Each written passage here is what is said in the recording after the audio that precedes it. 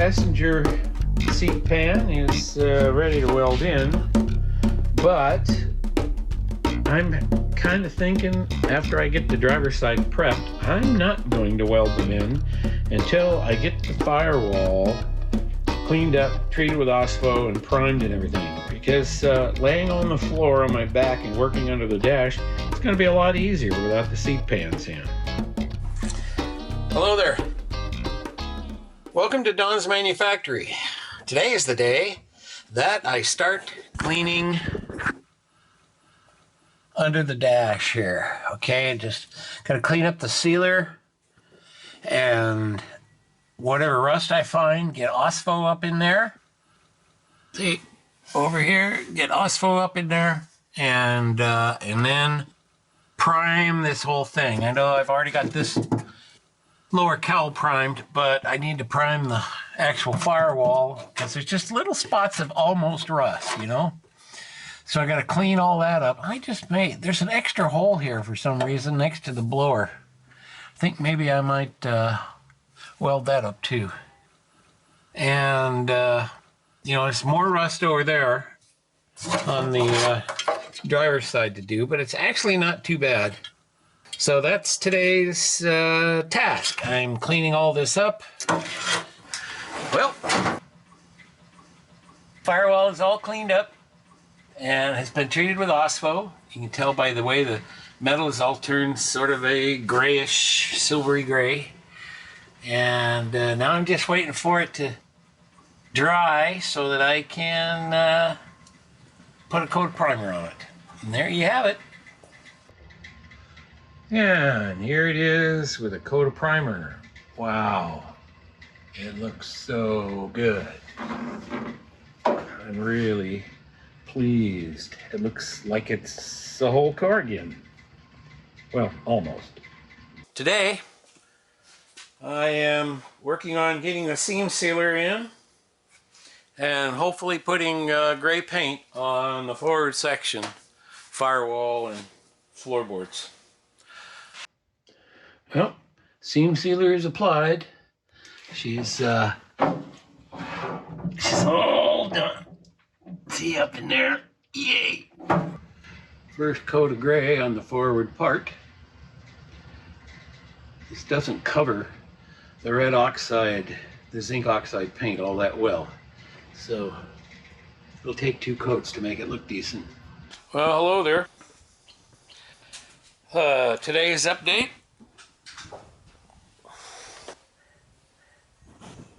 Betsy has a coat of gray paint, actually 2 coats of gray paint on her bottom. Although her bottom is wet right now, so can't be messing around. But yeah, that's it. It's just brush painted with gray Rust-Oleum. Pretty snazzy. It's extra glossy because of the catalyst. I don't mind. I mean, what's the big deal? It's going to be covered by carpet anyway, so who cares? But I'm also painting the inside of my seat pans as well, so they are well protected. Well, hello. Today's update. Simple tasks. The seat brackets for the rear seat, and welding in a GT reinforcement plate. And that's it so far today. Been welding on the back of the car. Just finishing up the last of the welding I have to do. Welded in the muffler supports, the GT muffler supports, but I also went ahead and stitched it along the bottom and the sides to help reinforce the floor over here, because there's obviously a lot more stress in moving around than what I thought.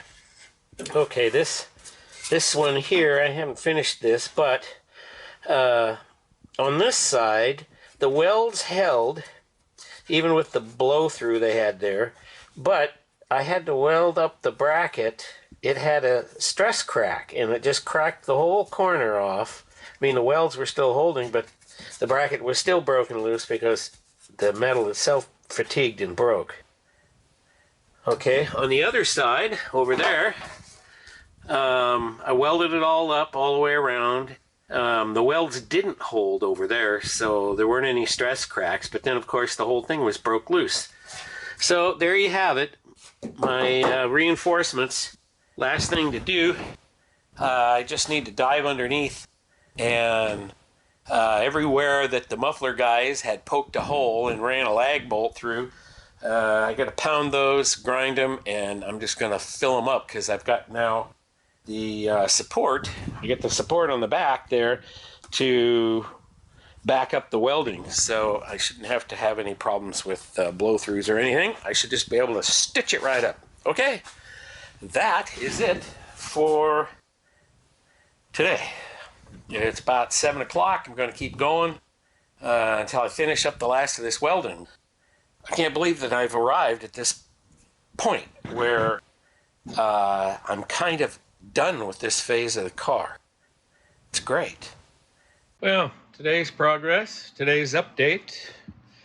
Got the seat pans welded in and primed. Seam sealer in the back. So now I'm ready to put color. As soon as this paint dries, this primer dries, I'll be painting the back half of the floor. I've got 2 coats of paint on the floor, so that is still curing. It's a couple of days old, but it's still a little green. Making progress today, getting the trunk cleaned up. Look at that, not bad. I still got to do some digging around the pinch welds to get ready for seam sealer and OSFO and stuff, but the whole front half of it's done. I haven't done the back half, but well, let me get this around. I still got that to do. Look at that. Yeah.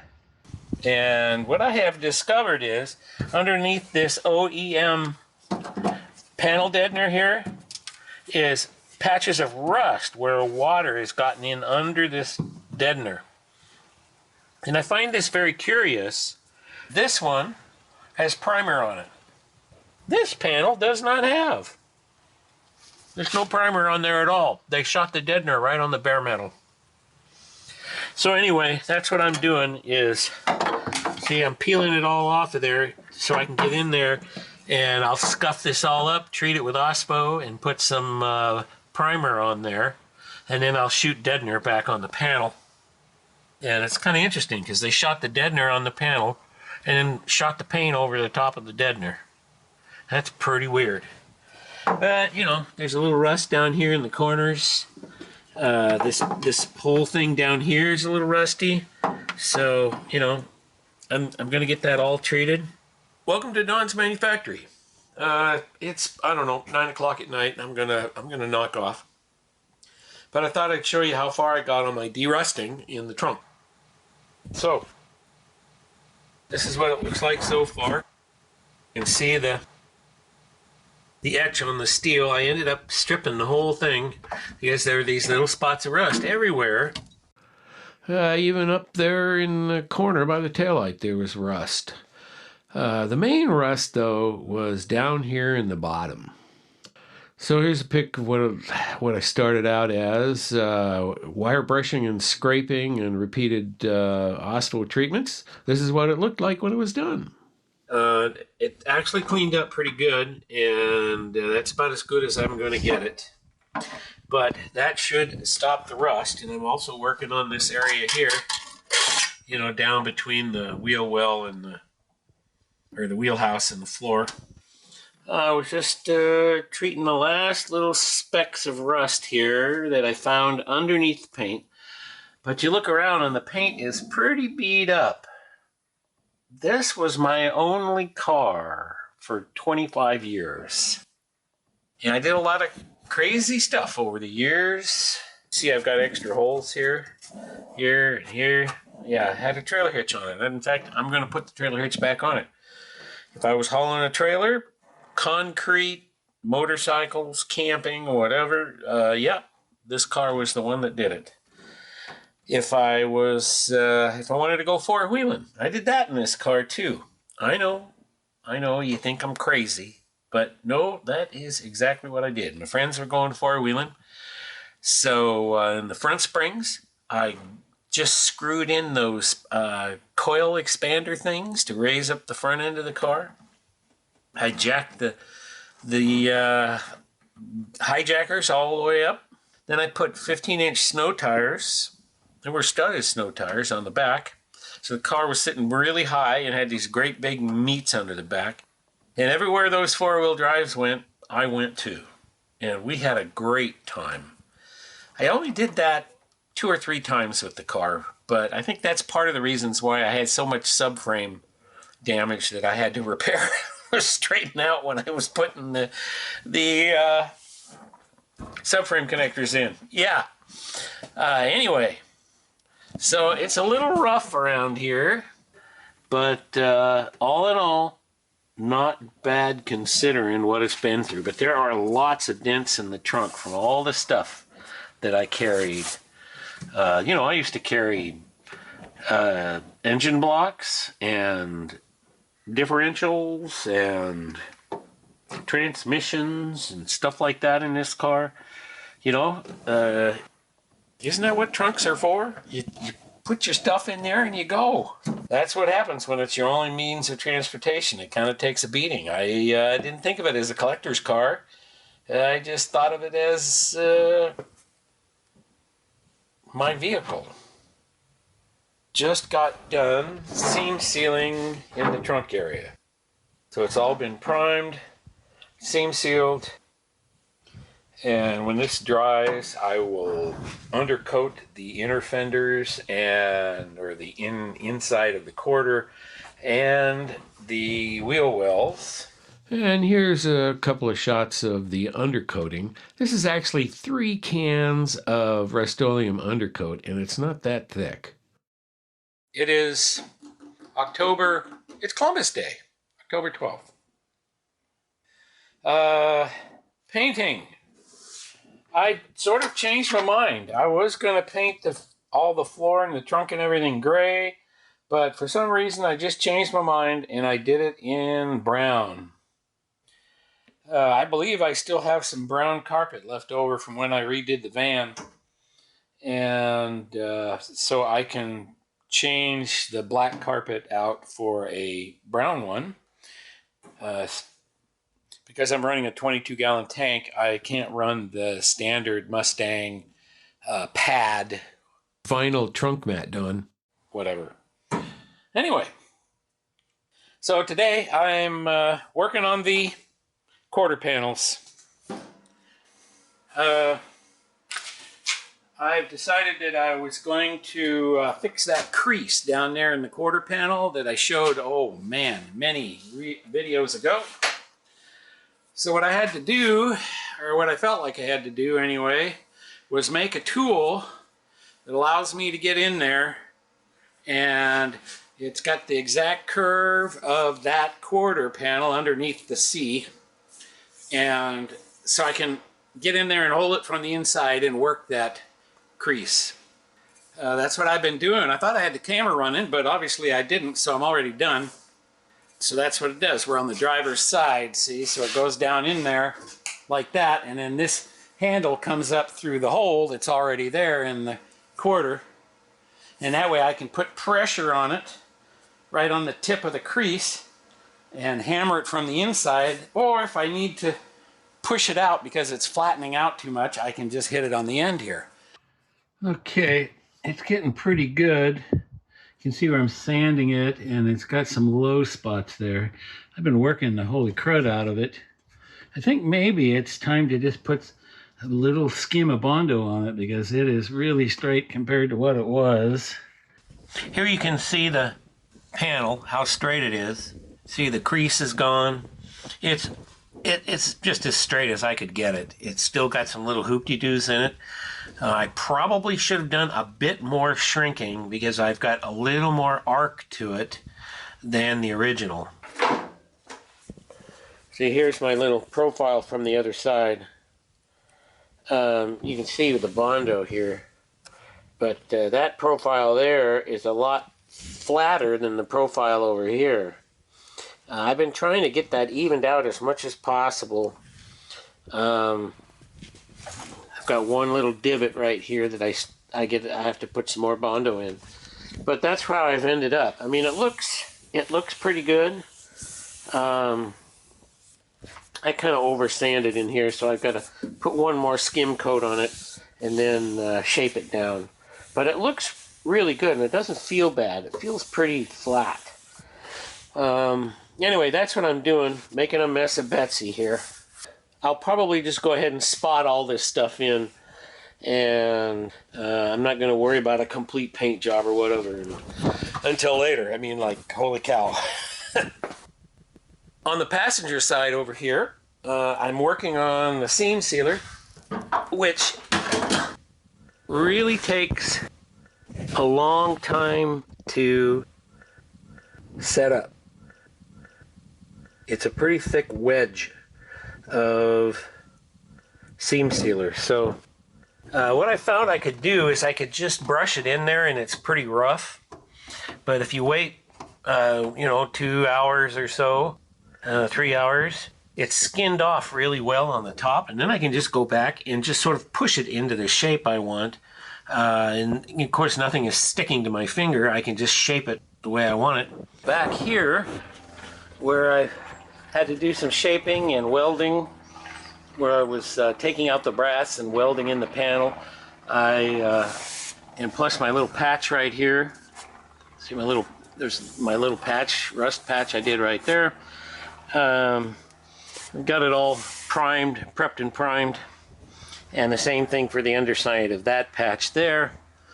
So I'm going to seam seal this now. I got to seam seal all of the spots around in here, up under here. In fact, I even found when I was prepping this that there were spot welds on this bumper bracket, like here, here, and here, where the welds had actually popped loose from the rear panel. So I think maybe I'll have reasonable luck matching the paint on the car. It's not going to be perfect. It's still going to look a little patchworky because I'm not doing a complete paint job right now. I'm just not. I'm going to get the car back together, get everything taken care of so it drives, and somewhere down the road, because I'll have all of the stuff taken care of, I'll just get a paint job on the exterior. I may not even do it. I may do a bunch of the prep work, but I may leave the paint work to somebody with a paint booth. That is because, even though, yes, I did paint it last time and the time before that, but the first time I painted it in my dad's driveway, I'm not doing that again. The second time, I was working for a friend of mine, and over the years, he has allowed me to go into his shop on a Sunday and use his paint booth. So I do all the prep work, get it all ready. I'll drag it in there on a Saturday afternoon about closing time, and then I do the final preps. I shoot it on Sunday, and then Monday morning I come back, get the car out of the booth, and just drive it home. But my best friend died. Anyway, that's anyway. So I got a lot of emotions going on there. Dave was a really good friend of mine. Over the years, I worked for him. He worked for me. We've just done so many things. Oh man. Anyway, so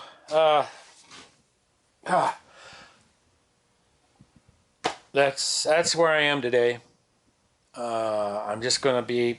I'll paint it here in my garage. I'm just going to spot it in.